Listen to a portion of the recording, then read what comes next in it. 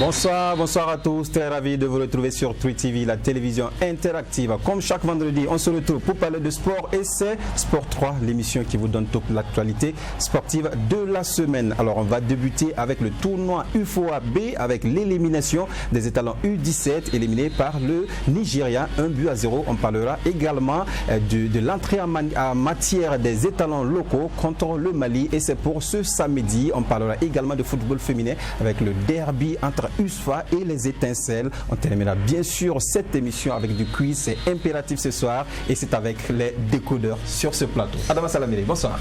Bonsoir Assami, bonsoir aux téléspectateurs. Ouais, bonsoir à votre acolyte qui est à côté de vous, Dianda. Ben, je crois que vous êtes trompé, je ne suis pas son acolyte du tout. Son acolyte des grands jours, Issa Kaliboudo n'est pas là ce soir. Ah d'accord. Donc je pense que c'est mon acolyte de l'autre côté qui m'a demandé de venir lui tenir compagnie. Ah, chose que j'ai acceptée avec plaisir bien sûr. Votre acolyte qui est Ibé Cabré, bonsoir. Bonsoir à vous Assami, bonsoir à tous les téléspectateurs de Twi TV. Oui. Comment ça va Ibé? Bon retour. Oui, merci. C'est pour dire que vous m'avez simplement manqué. Oui. Et les téléspectateurs également. Et c'est toujours un réel plaisir d'être parmi vous.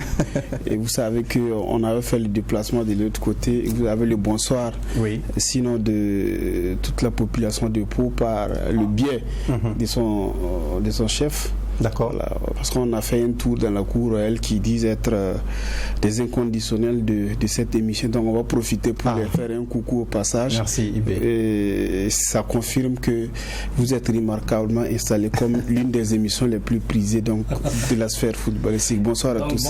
Bonsoir à Pau. Voilà, bonsoir à Pau, bonsoir à toutes les provinces, on va dire. Tiébélé, Ghana, oui, vous êtes allé également. Et bonsoir. Moi aussi, j'ai fait un tour également. Voilà. Et bonsoir aux téléspectateurs qui nous suivent d'ailleurs, je veux parler hors du Burkina Faso via l'internet avec le www.twitv.bf et vous tapez Sport 3, vous verrez l'émission. Oui, vous pouvez suivre également sur le canal 254 pour voir toutes les émissions de cette télévision Twi TV. On se retrouve après cette virgule.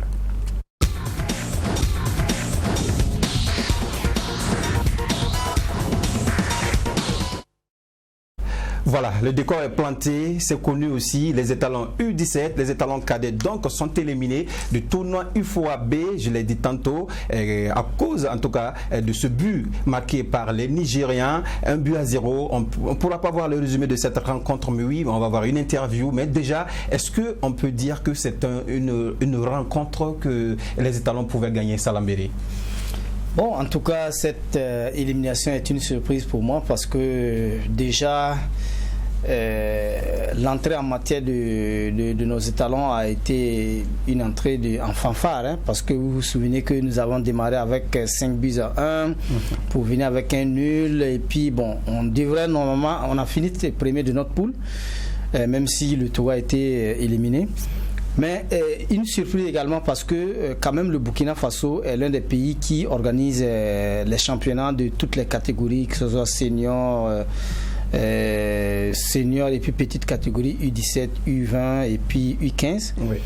C'est vraiment surprenant que cette équipe soit éliminée parce que on se dit que c'est vraiment les meilleurs, contrairement aux autres pays où vraiment ces championnats de petite catégorie n'existent pratiquement pas. On peut peut-être s'étonner ou être surpris que cette équipe soit éliminée de cette façon. Oui. Surtout que le Nigeria est éliminé deuxième de la poule B. Et on va dire aussi que c'est étonnant puisque le Burkina Faso a joué que 2 matchs Dianda, donc un repos par rapport aux Nigériens. Alors que, oui, et les Nigériens qui ont joué 3 matchs, normalement les étalons devraient être plus frais. Être plus frais, cette situation était un couteau à double tranchant parce que vous pensez que ça peut favoriser le fait donc qu'ils n'ont pas joué assez de matchs, mais je crois que le fait aussi de ne pas jouer le 3e match à un certain moment, ça rend lourd. On joue un premier match, on rentre en faveur avec 5-1, on est motivé, on pense quand même qu'on est assez fort. 2e match, on baisse d'intensité, nous sommes 2e. Arrivé donc au 3e match est annulé, on attend pendant presque une semaine avant de jouer donc ce match-là, au moment où le Nigeria, après sa première défaite face à la Côte d'Ivoire, 1-0, a commencé maintenant à monter crescendo, à retrouver un certain rythme qui a permis de tenir. C'est vrai, il y a de la fatigue dans leur corps et tout, mais également, je crois que chez nous également, le repos, l'excès de repos, je dirais peut-être a eu raison des jeunes, mais il faut aussi dire que ce que Salambéré dit est vrai, c'est pas du tout normal quand on regarde un peu la physionomie un peu sur papier, ça ne devait pas être le cas, mais dans ce match, j'ai suivi le match à moitié. Peut-être c'est la mauvaise période, j'ai suivi parce que c'est la seconde période où notamment le but est intervenu.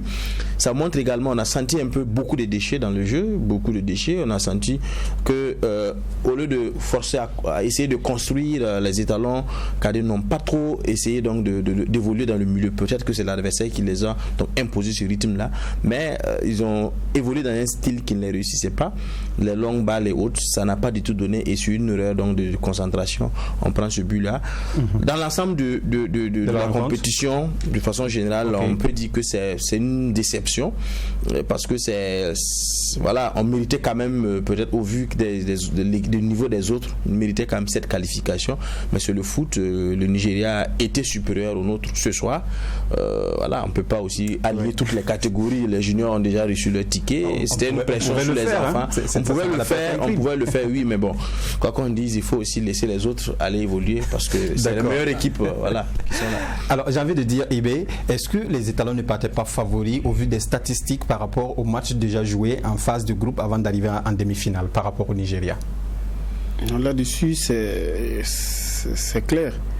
Et maintenant, c'est aussi l'apparence qui a véritablement, sinon même cet état de fait, j'ai envie de dire donc qui nous a conduit donc dans cette situation, parce qu'effectivement lorsqu'on entre en la matière avec un score fleuve, c'est assez flatteur, 5-1, et au second match il y a eu ce fameux match nul, donc il fallait nécessairement ce troisième match pour pouvoir peaufiner les automatismes et tout, avant donc d'entamer la demi-finale. Malheureusement, le Togo a été retiré de la compétition pour les raisons que vous savez.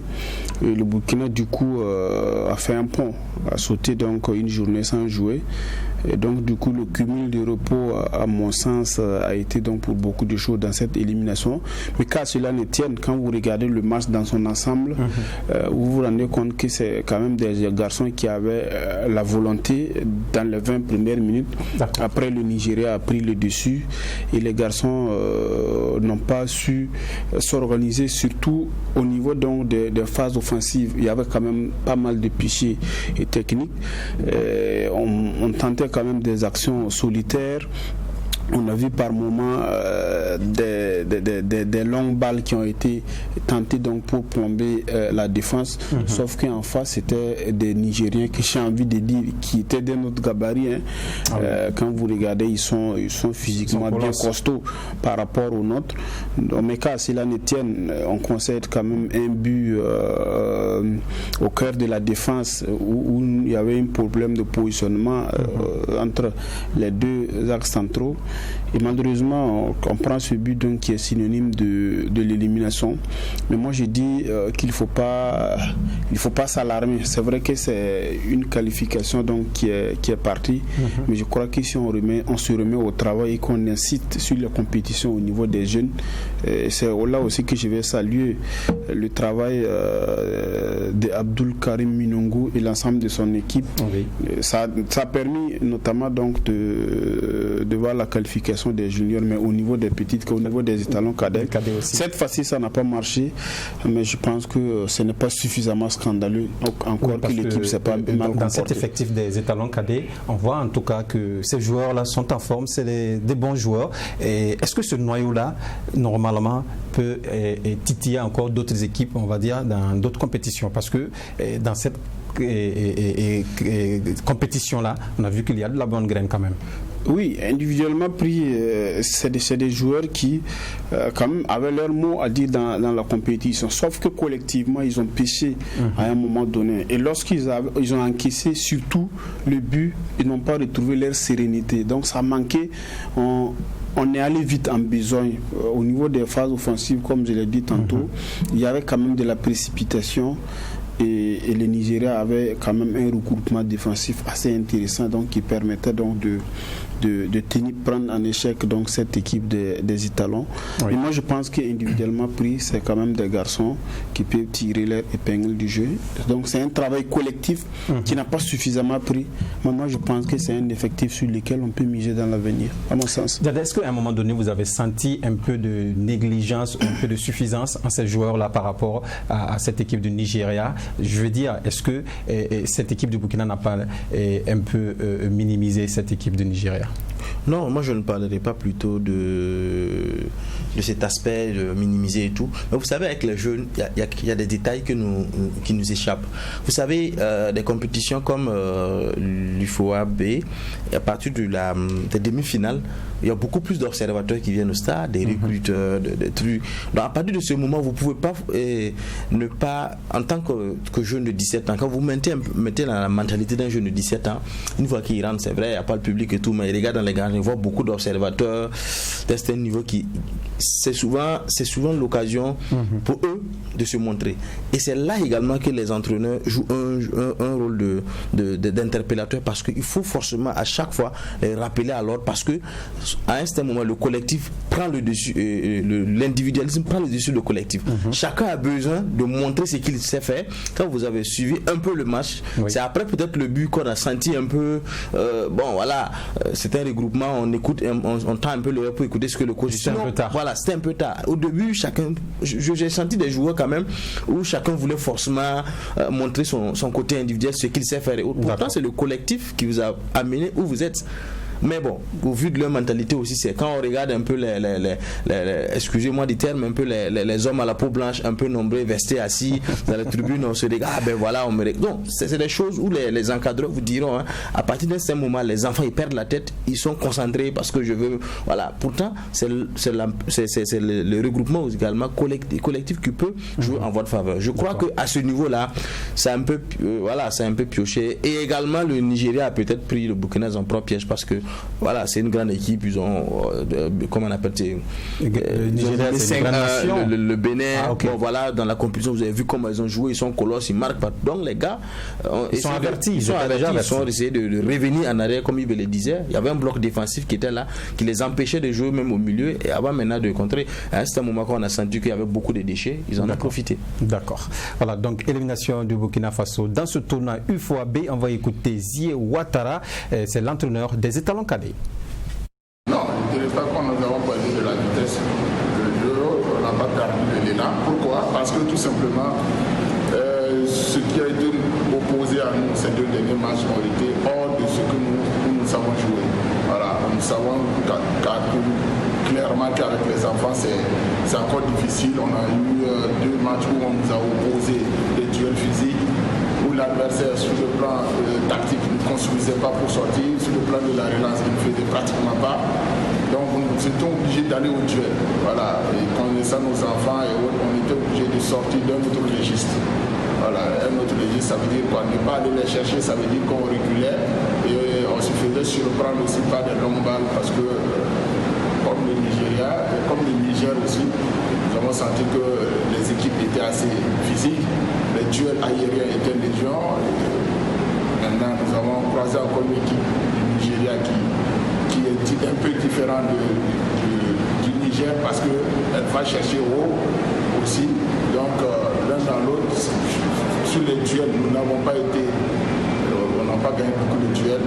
Je pense que c'est ce caractère juvénile des enfants-là, je pense qu'ils ont appris. C'est ça qui a fait qu'on n'est pas dans notre registre.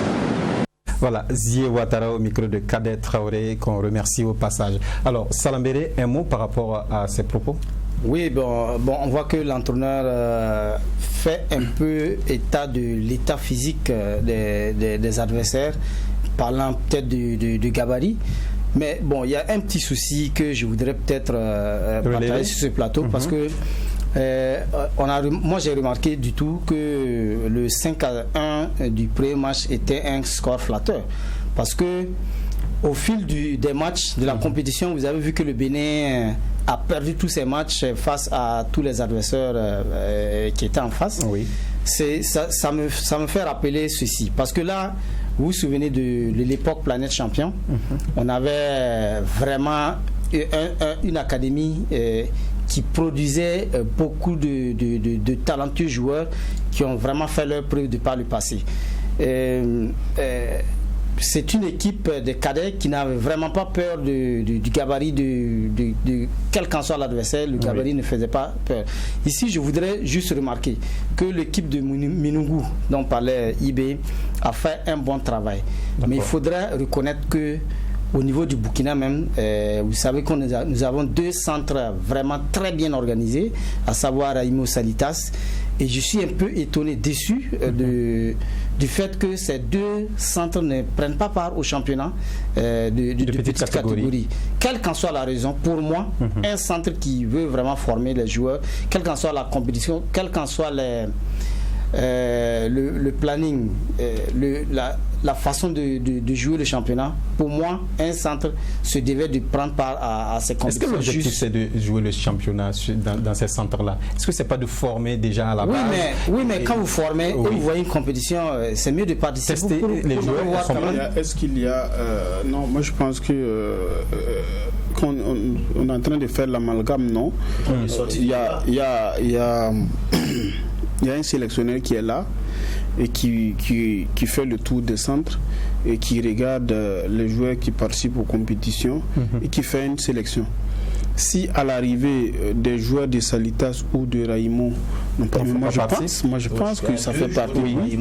Je pense d'ailleurs qu'il y a des joueurs de Raimo quand même qui font partie. Oui, je n'ai pas dit c'est pas le problème à quel niveau. Pas partie. Ou bien est-ce qu'il faut s'ils auraient peut-être participé au championnat, ils auraient mieux produit, il aurait mieux être représentatif. Il aura la plénitude de sélectionner. Vous allez voir qu'il allait avoir beaucoup de meilleurs joueurs. Ces joueurs-là, voilà l'idée de Salambéry dans l'équipe nationale. Moi, je crois que Salambéry veut faire comprendre que si tous ces joueurs-là, ils étaient habitués à jouer, ils n'allaient pas forcément avoir peur du gabarit. Mais je crois que même ce que l'entraîneur dit ici, moi, je ne pense pas que c'est, de mon humble avis, je ne suis pas d'accord avec lui. Car c'est dit, non, on nous a imposé un gabarit et tout, on nous a fait quoi qu'on dise, c'est U17.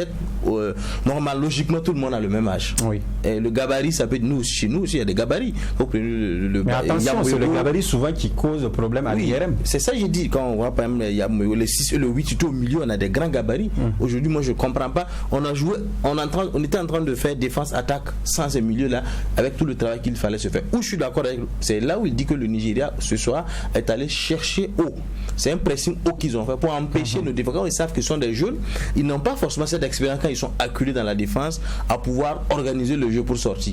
Mais c'est également leur stratégie, c'est la stratégie du coach de savoir que le Burkina organise le jeu à partir de la défense pour remonter. Donc si tu vas jouer contre une équipe comme le Burkina, il faut arriver à le presser haut pour empêcher la défense d'organiser pour servir un peu le milieu. Je crois que c'est une stratégie qui a marché. La défense sautait au milieu parce qu'ils ne peuvent pas construire, ils ont un pressing haut. C'est à toi maintenant le coach de trouver la stratégie rapidement pour réorganiser le jeu. Maintenant si ça n'a pas donné, on dit non, le gabarit autre, je crois qu'il faut qu'on arrive à sortir de cela parce que moi aussi je vais revenir un peu dans l'histoire. On se rappelle encore de cette finale entre l'ASEC Mimosa et les Tunisiens, je ne me trompe pas, 99, remporté 3-0, mais c'était des enfants contre des gabarits, mais ils sont arrivés à gérer le jeu sans problème. Donc on a perdu, c'est vrai. Trouvons on se remet en cause, on travaille, on continue. L'objectif c'est de participer à la compétition. C'est vrai, si on avait la canne, c'est bon, mais si on partait aux jeux qu'on faisait rien, ça ne sert pas. On peut continuer, il y a des juniors, ils vont monter en junior, d'autres enfants vont venir peut-être compléter. Maintenant, le problème, je ne sais pas pourquoi j'ai l'impression qu'on est en train de déplacer le propos du coach. Il a dit qu'ils ont perdu beaucoup de balles, de duels aériens, certainement dû au gabarit des adversaires d'en face, mais il ne justifie pas le fait qu'il est éliminé à cause du gabarit des gens. Voilà. Effectivement, quand vous avez quand même le duel aérien, il va de soi quand même que vous le gagnez. Oui. Moi je pense que c'est qu'il le ballon alors. Voilà, c'est ça. Vous savez qu'en tout cas, c'est compliqué. Il faut poser le ballon. Et alors qu'à éliminé, on espère que ce noyau sera toujours regroupé pour les prochaines échéances. Parlons à présent des étalons locaux qui sont présentement au Cameroun et ça débute ce samedi face au Mali. On en parlera dans cette émission. Oui, on en parle déjà parce que c'est sous le coup de 16h. 19h plutôt que les étalons locaux affrontent le Mali, et il y a eu un seul match de préparation. J'ai envie de dire, est-ce que le seul match de préparation ne va pas être un peu aussi par rapport à l'organisation dans ce CHAN? Non, mais vous savez que avant de partir, Koukou l'a créé surtout les toits, comme quoi les moyens n'étaient pas mis à sa disposition convenablement, donc pour préparer suffisamment ce championnat d'Afrique des Nations. Mais à l'arrivée, effectivement, il y a eu un match amical face au Niger où effectivement ils ont gagné. Mais quand vous regardez aussi les adversaires, vous vous rendez compte que c'est pratiquement les mêmes préparations qu'ils ont fait. Donc du coup on devrait partager les mêmes difficultés, et maintenant ce qui va peut-être faire la différence, c'est l'organisation, ou du moins les schémas tactiques et les productions donc de chacune des équipes, donc qui va faire qu'elle va se tirer d'affaire. Mais quand je regarde cette opposition Burkina-Mali, je pense qu'on a quand même une carte à jouer dans cette compétition, même au-delà même du match face au Mali. On a une carte à jouer dans cette compétition.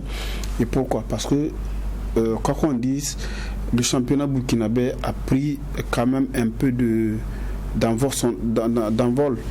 Depuis un certain temps, il y a quand même des indices qui montrent qu'on a pris quand même du galon, et qu'on est désormais prêt, si vous voulez bien, donc à aller titiller les grands. Et si bien que quand vous regardez donc les phases aller du championnat, on a quand même une moyenne de buts qui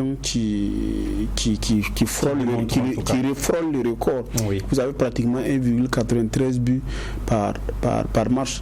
Voilà, donc du coup c'est un indicateur donc qui nous montre que voilà, on peut espérer faire ne serait-ce que ce premier tour. Pourquoi pas, et pour la première fois de son histoire, encore qu'on a emmagasiné beaucoup donc d'expérience.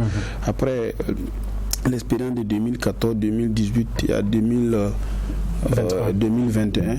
Donc on espère donc que cette fois-ci ça sera la bonne, pourvu que l'entraîneur fasse les bons choix pour démarrer les matchs. Et faire le bon choix, on a 3 adversaires: le Mali, le Cameroun, le pays organisateur, et le Zimbabwe. Et quand on sait que le Mali n'a pas encore débuté son championnat, le Cameroun, et je crois que ça a débuté, mais pas aussi comme le nôtre. Et le Zimbabwe, c'est pas une foule de guerre également. Donc vous êtes d'accord avec IB que ce premier tour peut être favorable aux étalons? Non, moi je prends par la phrase qu'il a terminée, pourvu que le coach fasse le bon choix. Parce que quand vous regardez un peu dans ces compétitions de joueurs locaux, il y a 2 facteurs qui déterminent. Le premier, c'est surtout la qualité des joueurs que vous avez. Le second, c'est la qualité de votre plan tactique. C'est clair.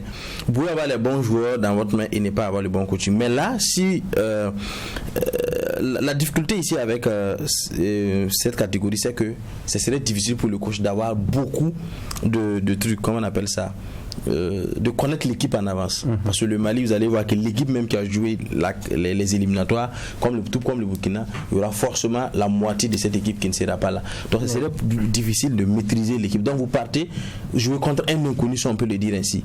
Bon, comment est-ce que vous abordez ce match? Vous pouvez l'aborder avec un peu d'aisance, et après vous rendre compte que vous êtes face à une foudre de guerre. Oui. Sinon, le Zimbabwe, le Mali, le Cameroun, les joueurs de l'équipe nationale, oui. Quand vous prenez quand vous tapez un peu sur le net, vous voyez un peu pas moins de 7 à 8 joueurs, presque en tout cas, qui étaient de dernier regroupement du Zimbabwe en sélection A, qui se retrouvent donc dans la liste du CHAN. Donc bon, on ne sait pas jusqu'où peut-être leur engagement en vaut la peine, mais carrément quand vous regardez un peu la configuration, ça montre que le Burkina pas on peut dire que le Burkina pas un peu favori, mais il faut faire très attention, parce que on a parlé un peu de match amical. Faut pas aussi qu'on prenne ça tellement comme un truc, parce que quand on dit contre le Niger, voilà, ça marche pas, on va venir accuser le fait qu'on n'a pas eu assez de match, parce qu'on n'a pas eu fait ceci là, mais pourtant on se dit c'est important. Vous voyez les préparatifs, si vous avez le maximum de matchs pour peaufiner vos stratégies, ça peut aider beaucoup. Bien sûr. Maintenant, si on n'a pas eu à le faire parce que le ministère accuse le coup en termes de moyens, moyens d'accompagnement. Tu vas de sorte aussi qu'il le relève, ça peut être un fait justificatif à la fin. Oui, et dans cet effectif de 33 joueurs, on a des joueurs clés comme Clément Pitroapa, on a Mohamed Lamine Ouattara, Aboubakar Sawadgouk et Claver Kendelbero. Il y a en tout cas beaucoup de joueurs qui peuvent en tout cas hisser le drapeau de Burkina haut. Est-ce que vraiment on peut compter sur ce joueur par rapport en tout cas à leurs prestations dans le championnat?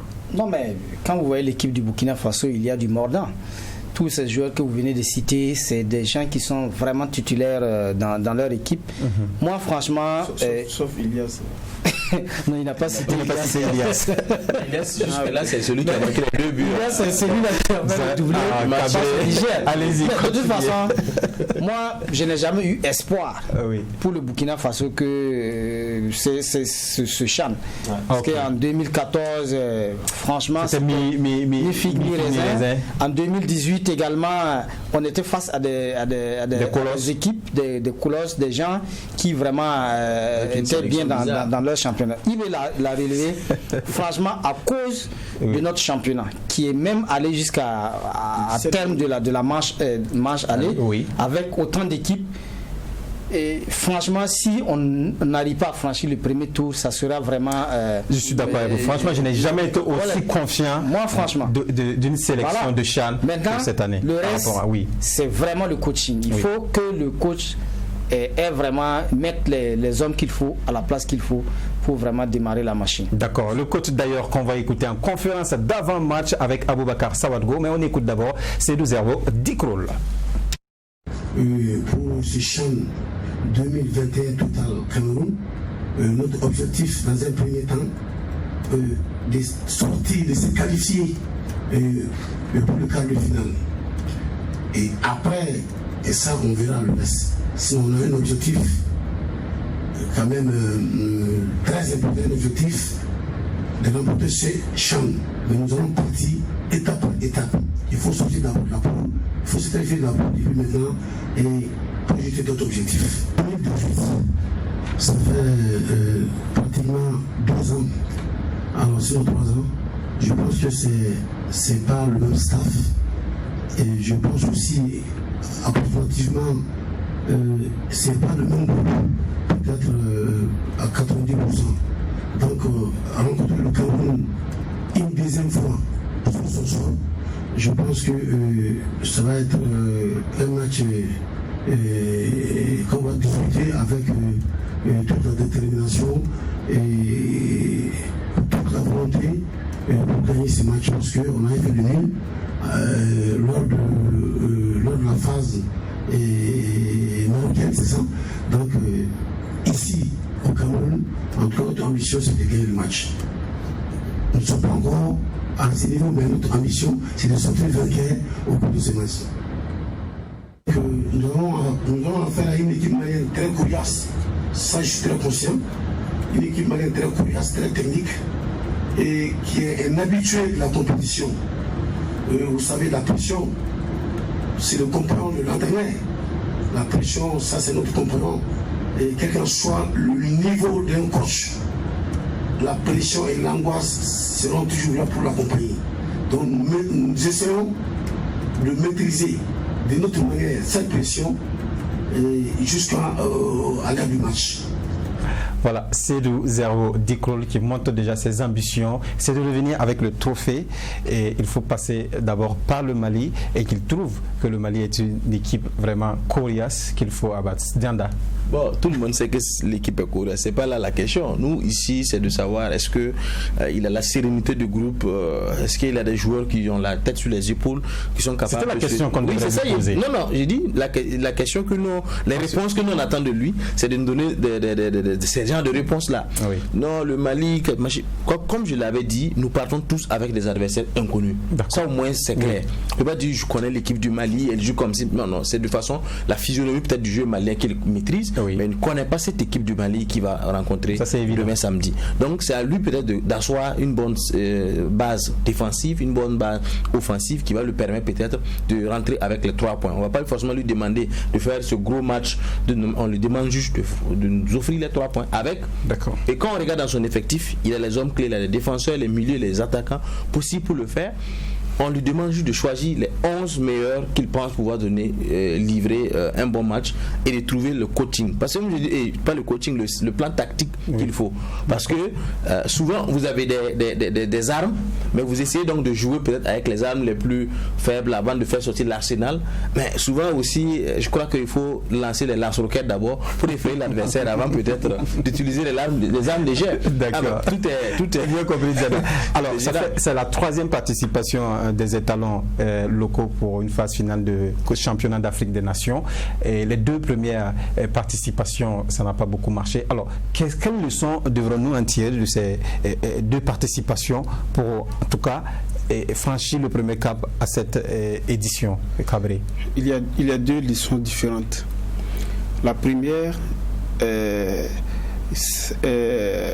dégage même un piège qui nous attend dans ce championnat d'Afrique 2021 au Cameroun. D'accord. C'est-à-dire que c'est l'épisode de 2014. Vous savez, en 2014, lorsqu'on parlait au championnat d'Afrique des Nations, les étalons locaux sortaient d'une compétition appelée tournoi UMOA, où ils étaient champions. Oui. Et on partait confiant. On se disait qu'on a peut-être l'une des meilleures équipes du tournoi.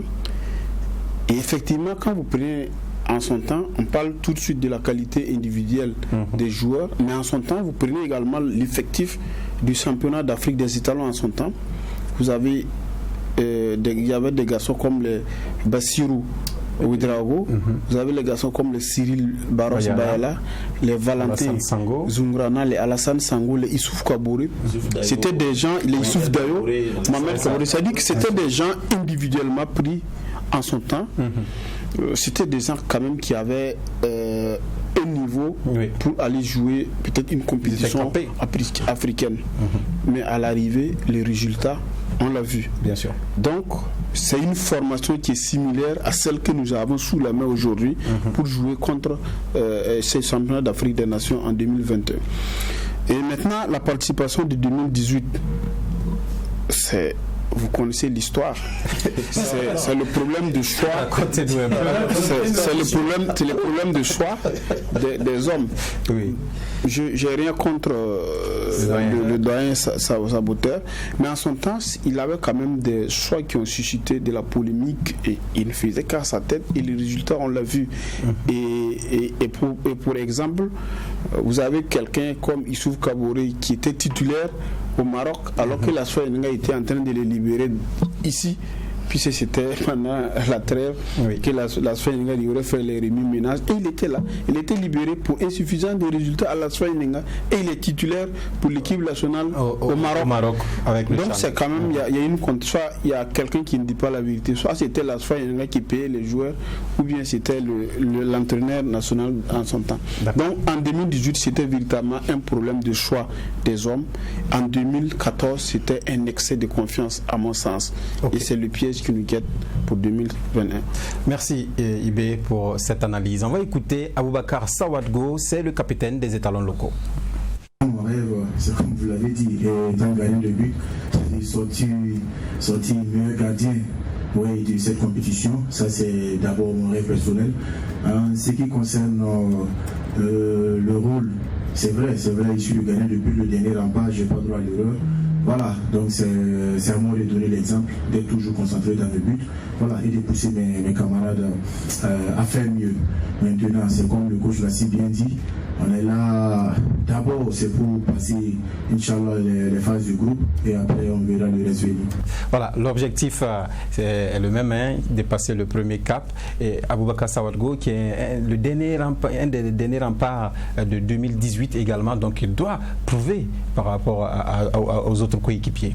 Oui, bien sûr qu'il doit prouver, puisque c'est un gardien qui officie même au niveau de l'équipe nationale A. Oui. Donc, redescendre au niveau de l'équipe A', si vraiment il n'arrive pas à se sortir d'affaires, ça sera vraiment du gâchis, comme on aime à le dire. Je crois que c'est l'un des joueurs, je dirais, le plus capé, le plus expérimenté, qui pourrait peut-être apporter toute son expérience avec les jeunes qu'il a en face. Sans oublier que Farid également, c'est voilà. Lui aussi de l'équipe nationale dans l'équipe A. Donc ça veut dire que, en tout cas, côté dernier rempart, le Burkina Faso a beaucoup de choses à revendre. D'accord, voilà. En tout cas, match à suivre samedi à partir de 19h, Étalon Mali. C'est la première journée de cette phase de groupe du championnat d'Afrique des Nations. Bonne chance donc aux Étalons. Et on va passer à la prochaine rubrique de l'émission.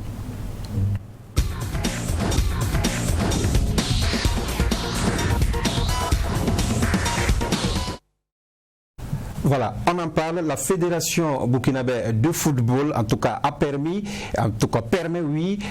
aux équipes exceptionnellement d'introduire au moins 7 joueurs dans le mercato. Vous allez voir l'affiche. Au mercato, la Fédération permet au club de recruter 7 joueurs, voilà, pour renforcer les rangs, afin de permettre en tout cas à ces clubs-là de pouvoir mieux jouer dans la phase de retour. Salambéré, qu'est-ce que vous pouvez dire? Oui, mais je crois que c'est une bonne action, puisque c'est au vu de la situation sanitaire que connaît le monde entier, la pandémie. Parce que d'abord, avant de par le passé, c'était 3 joueurs qu'on permettait. On est passé de 3 à 5 joueurs. Cette fois-ci, avec la pandémie, on passe à 7 pour vraiment permettre aux différentes équipes de ratisser large. Je ne comprends même pas pourquoi au niveau du championnat on ne fait pas le remplacement Covid pour permettre au moins... C'est combien de remplacements maintenant? 5. Et les entraîneurs ne font que 3. Oui, ils ne font que 3. Bon.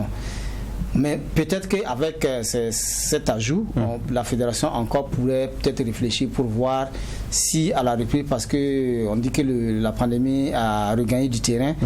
Aujourd'hui même, je crois qu'on a eu 263 nouveaux contaminés. Avec 700 et quelques guérisons. Voilà. On va ajouter ça, bien sûr.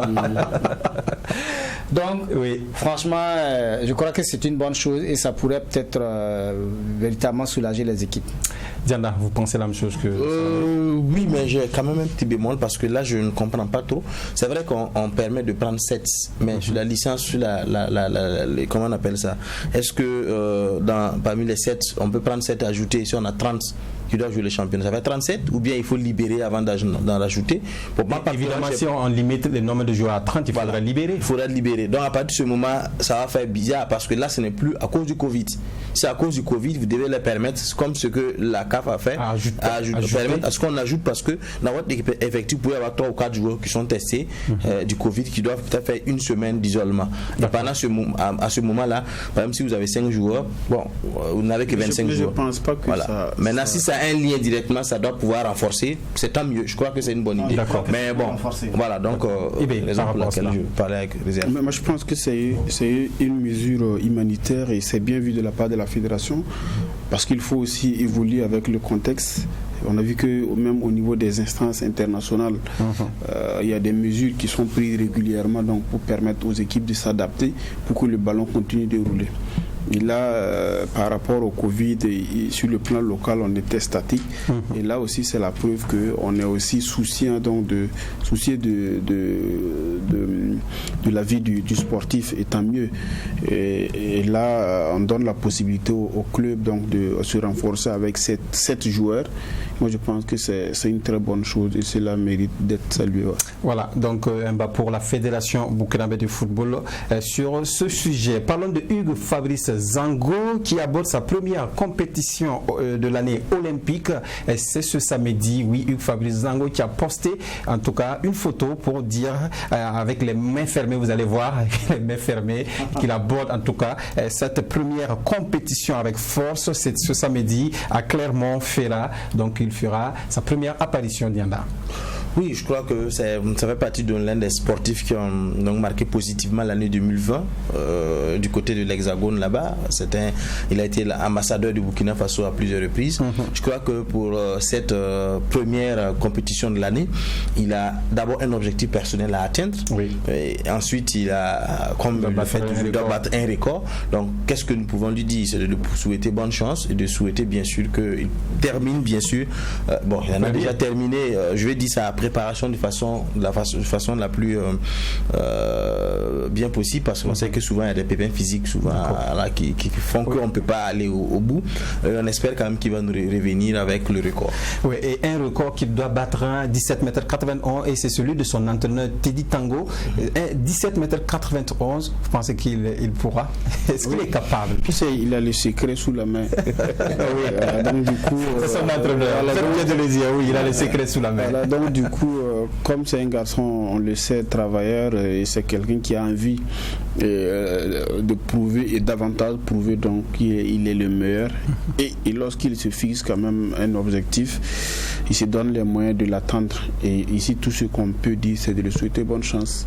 Oui, pour la suite. De toute façon, son objectif, c'est Tokyo 2022. Hein. Oui. Donc, il ne peut pas aller peut-être en deçà de sa performance déjà, puisque de la dizaine, de la douzaine même de compétitions, des meetings qu'il a eu à prendre part dans l'Hexagone, un seul meeting, c'est dans un seul meeting qu'il a été classé deuxième, je crois, et c'est au meeting d'Ostrava. Donc espérons qu'il va dépasser en tout cas son propre record et pourquoi pas battre le record de son entraîneur Teddy Tango. Parlons à présent de Salitas, qui a commencé déjà à recruter pour ce mercato. Salitas qui recrute Mikhailou Dramé. Vous allez voir également cette image où il y a le fondateur ainsi que les managers du club pour recruter Mikhailou Dramé, transfuse de l'AS Douanes IBMO. Est-ce que c'est une bonne opération pour Salitas? Clairement, je pense que non. Vous savez, pour l'une des rares fois, je ne suis pas d'accord avec le recrutement de Salitas. C'est vrai que j'ai pour habitude donc, de saluer l'intelligence du recrutement. Et quand j'ai vu l'image circuler, moi je me suis dit, soit c'est peut-être pour un objectif clair. Peut-être il y a un contrat prêt sous la main et qu'il faut que le joueur passe par Salitas avant donc d'être mis sur le marché. Ça c'est un truc. Mais si c'est pour ses performances, pour les objectifs ou du moins pour remplacer quelqu'un comme Olivier Boissy, pour moi c'est un échec. Déjà il arrive à l'AS Douanes comme l'une des recrues phares qui devrait faire bouger les lignes. Vous vous rendez compte qu'on est à 17 journées pour un attaquant. Il a 0 but. Et même dans la production du jeu, on ne l'a véritablement pas senti. Je vous assure que je me suis demandé s'il était vraiment à l'aise parce que je ne l'ai pas remarqué. Si. Il est à l'aise, il a bien joué. Même question, il a bien joué et il a 0 but pour un attaquant. Donc, du coup, moi quand je regarde ça, c'est vrai qu'il a une expérience. Il a même fait une pige à l'équipe nationale et tout. Mais aujourd'hui, ses performances laissent quand même à désirer. On espère que Salitas va quand même trouver les remèdes ou du moins la potion nécessaire pour réveiller quand même le talent qui sommeille en lui, parce qu'il en a, sauf qu'il n'est pas performant dans ces derniers temps. D'accord, vous avez tout dit, Ibé Cabré. On parle à présent de Cyril Bayala qui fait un retour à Ajaccio, un des clubs par lequel il est passé avant d'aller à Lens. Il revient à la maison. Qu'est-ce qu'on peut dire sur ça, Salambéré? Non, mais je crois que Cyril Bayala, pour un club qui résilie son contrat avec un joueur, c'est forcément pour dire que les performances du joueur sont en deçà des attentes du club. Et je crois que Cyril devrait peut-être se remettre en cause, retourner au laboratoire et puis essayer de se refaire une autre santé pour revenir au haut niveau. D'accord, voilà qui est bien dit. Et on termine avec ce derby du football féminin entre l'USFA et les Étincelles. Oui, c'est un choc de cette dernière journée du football féminin. Ibrahim Dianda, oui, vous éclatez de rire, mais vous étiez sur le terrain à la 7e journée. On était ensemble pour suivre ce petit derby entre USFA et les Princesses. Vous avez apprécié? Oui, j'ai apprécié ces 7 buts à 0. Non, en fait, c'est vrai que quand on suit un peu ce championnat-là et quand on entend parler donc de USFA Étincelle, c'est le match à ne pas rater parce que c'est le match quand même où on peut. Donc on va couvrir ce match. Oui, c'est le match où on voit quand même deux équipes qui à un niveau qui se valent à un certain moment. Voilà, donc c'est pas ce match où on peut voir un 7 à 0, sauf cas d'erreur. Sinon, mais c'est un match qui doit être serré. Nous espérons quand même que tout le bien qu'on dit de ces deux équipes-là, ils vont peut-être refaire sortir ça sur le terrain pour les spectateurs et les spectateurs. Donc, on peut dire que c'est les mastodontes de cette première, de ce football féminin en première division. Quand vous regardez le championnat féminin, il y a Étincelle, l'USFA et les autres. Voilà, c'est comme ça. Il n'est pas gentil. C'est comme ça. Et les princesses, qu'est-ce que vous faites des princesses? Non, pas forcément. Les princesses, c'est une équipe qui joue le podium, mais pas forcément les titres. Parce qu'aujourd'hui, il ne faut pas qu'on se vale pas, sinon pas les moyens, par exemple, d'aller jouer les titres. Parce qu'une équipe comme l'USFA, c'est une équipe qui a énormément beaucoup de moyens. Et Étincelle, c'est une équipe qui vient organisée. Et là, il faut saluer, par exemple, le travail fait par Pascal Savoie de ce côté-là. Et l'USFA, lui, il base quand même sa politique sur la formation Pascal, parce que lui, il enseigne, il a une base bien définie de l'établissement, et travaille beaucoup avec. Il donne pratiquement sa vie donc pour construire cette équipe des Étincelles. Président en même temps entraîneur. À l'USFA, qu'est-ce qui se passe? C'est que on regarde dans les autres équipes et les joueuses qui sortent de l'eau, et ce sont ces joueurs-là dont on parle. C'est l'équipe va piéger. Donc, on va décimer les autres, on va alimenter son équipe. C'est de bonnes guerres. Et c'est des bonnes guerres. Et ça aussi, il faut. Voilà. Et maintenant, par rapport à ce match, effectivement, je pense que et je vois que vous faites référence au score de cette. Mais ça, c'est des scores qui font lésion dans les championnats féminins. Et c'est même pas un événement. Ah oui, c'est. Voilà. Et je crois qu'on a vu même des scores peut-être de 20, bien sûr, comme ça. Et il y a des scores, il y a des équipes même qui. Il y a des équipes même qui se laissent tomber pour ne pas terminer le match. Et là, ça permet de limiter les dégâts. Et là, vous avez quand même eu la chance d'assister à un match de 90 minutes où il y a eu 7-0. Et c'était pas un l'équipe de mon ami. C'est l'équipe de du coup, on parle de football féminin. C'est Isaka qui m'a donné l'information. Il est terminé votre idée. Et du coup, ISFA Étincelle. Et pour le bien que je peux dire de l'équipe de l'USFA, mais je pense quand même miser une pièce maîtresse sur les Étincelles. Et vous, on en reparlera lundi. Je pense que Étincelle pourra faire. Vous misez sur quelle équipe? USFA et Étincelle. C'est bien vrai que. Non, moi je miserais pour l'USFA. Parce que déjà, on a vu le résumé du match ISFA contre Princesse la fois passée, avec l'attaquante Stéphanie, qui est le commandante qui est devant. Vraiment, moi je vois mal, je vois pas cette défense-là dans la. Les Étincelles ont des défenseurs. L'information que vous n'avez pas, sauf que Salimata s'est imposé du côté des Étincelles. Oui, mais Salimata. Mais Salimata n'est plus un foudre de guerre, parce que là, je vous dis que nous avons vu à la finale de la Coupe du Faso Salimata qui a pratiquement marqué contre son camp. Donc franchement, on fera le c'est pas pour rien, le match a été mis au stade municipal pour D'accord. Oui, pour dimanche. Dimanche à partir de 16h. On ira voir. D'accord. Merci à tous les trois. En tout cas, on passe à la dernière rubrique de l'émission et c'est le quiz. Je l'avais promis.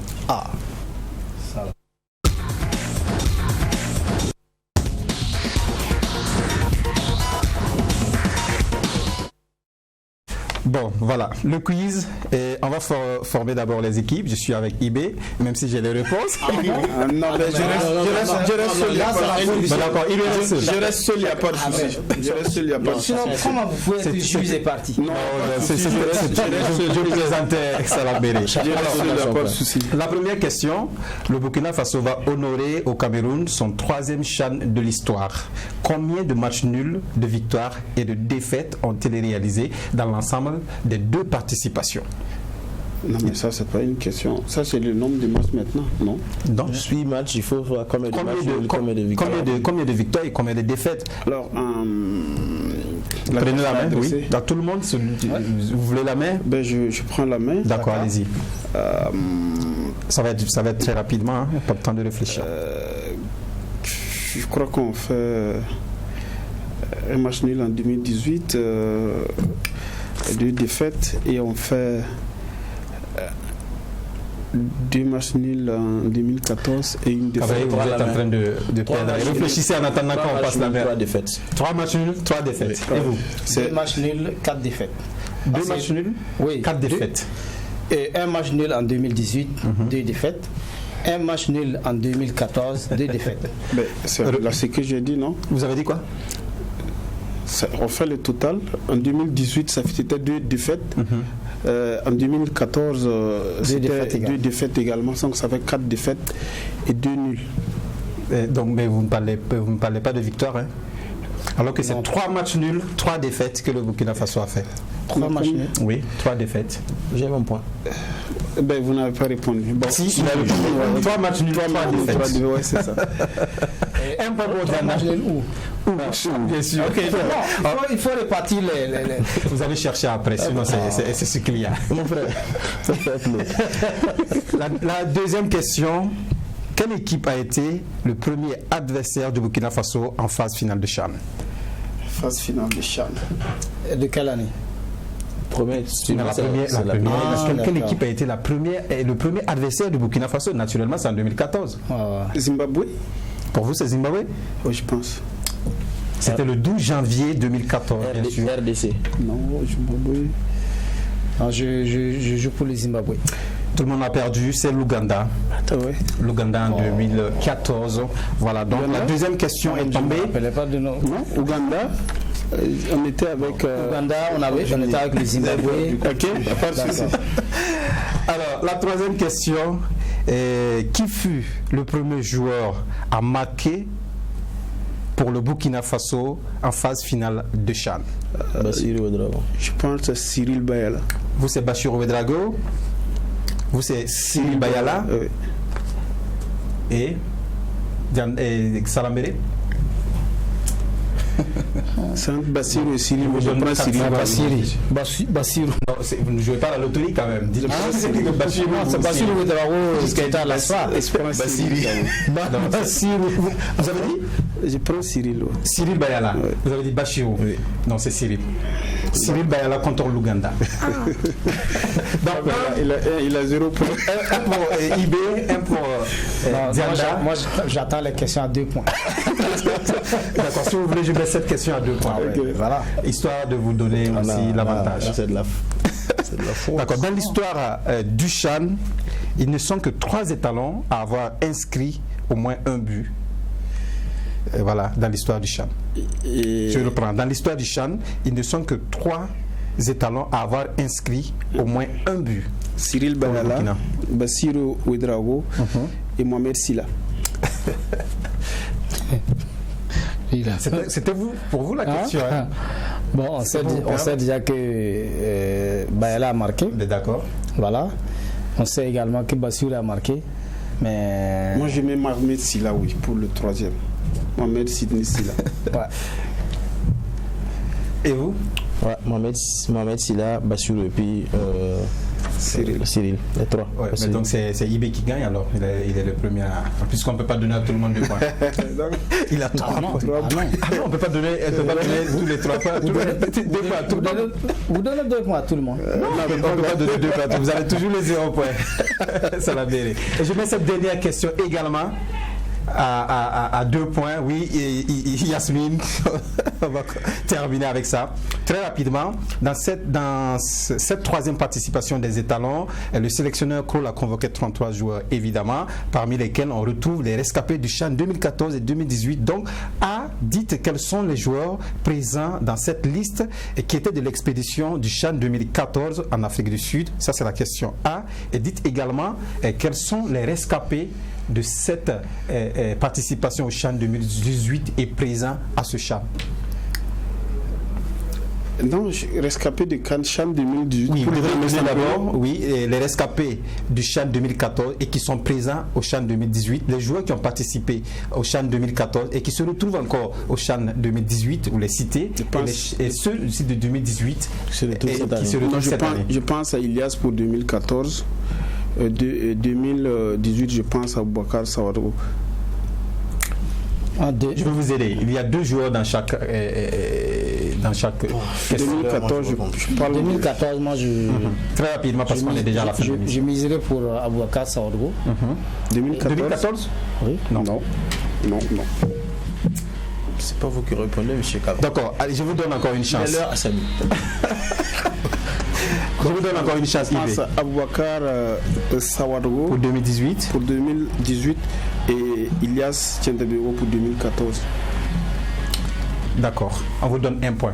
Puisque en 2014, il y a Ilias Tiendebego et Aboubacar Sidiki Traoré. Et en 2018, Aboubacar Sawadgo et Herman Nikiema. Voilà. Il rentre avec 0 point. Il rentre avec 0 point. IB, c'est le grand champion de cette émission. Lundi, préparez-vous bien. On revient avec le quiz. Donc, un bas pour IB. Merci à Yasmine Konaté qui nous cesse de nous dire qu'il est l'heure. Merci à vous aussi qui nous avez suivis. On se retrouve évidemment lundi, voilà, avec une autre émission et bien sûr avec une victoire des étalons locaux pour le CHAN contre le Mali. D'ici là, portez-vous bien. Au revoir.